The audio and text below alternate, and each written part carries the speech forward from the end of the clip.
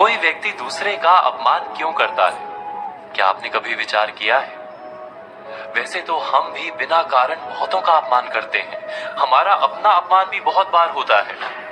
संसार का सारा व्यवहार एक दूसरे का अपमान करने पर टिका है। जैसे पति अपनी पत्नी का अपमान करता है, पिता अपनी संतानों का अपमान करता है, नौकरी देने वाला अपने नौकर का अपमान करता है, अर्थात जो भी बलवान है वो निर्बल का अपमान करता है। यदि हम शक्तिमान हैं तो अपमान के बदले में लड़ाई करते हैं, और यदि लड़ने की शक्ति नहीं होती तो हम अपमान सह लेते हैं, स्वयं को निर्बल और असहाय मान लेते हैं। हमें छोटे होने का एहसास होता है। ऐसा प्रतीत होता है जैसे हमारी आत्मा कुचली गई हो। किंतु कोई किसी का अपमान क्यों करता है? हम विचार कर रहे थे कि जब अपमान होता है तो मनुष्य को अपनी निर्बलता का एहसास होता है, और निर्बलता का बोध मनुष्य को कुचल देता है।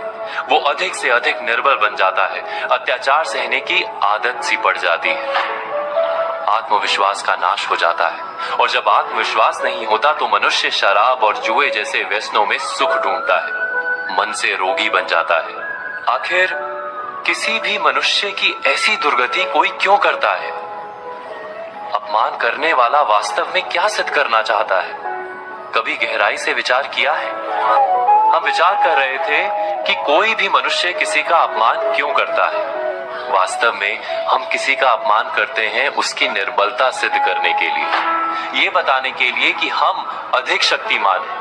अर्थात वास्तव में अपमान करने वाला स्वयं अपने आप को शक्तिमान या बलवान सिद्ध करने का प्रयास कर रहा है। अपमान करने वाला हकीकत में अपनी शक्ति से आश्वस्त नहीं है, उसे अपनी शक्ति पर भरोसा नहीं है। दूसरों को चुनौती देकर वो अपनी शक्ति पर विश्वास प्राप्त करने की कोशिश करता है। क्या ये सच नहीं?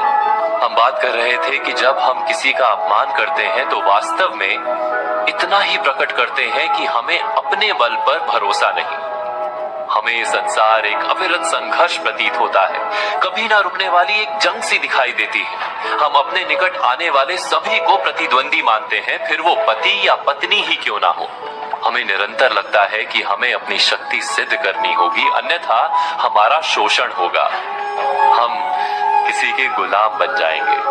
किंतु क्या हमने कभी विचार किया है कि दूसरों को प्रतिद्वंदी अर्थात दुश्मन मानने के बदले कलीग मान लें, हमारी सहायता करने वाले सहयोगी मान लें, अर्थात दूसरे व्यक्ति को प्रेम करें तो उसका अपमान करना आवश्यक ही नहीं होगा।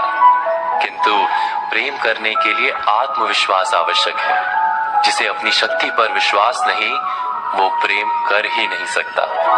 अर्थात जिसका हृदय आत्मविश्वास से भरा होता है, ना वो अपमान करता है, ना अपमान को स्वीकार करता है।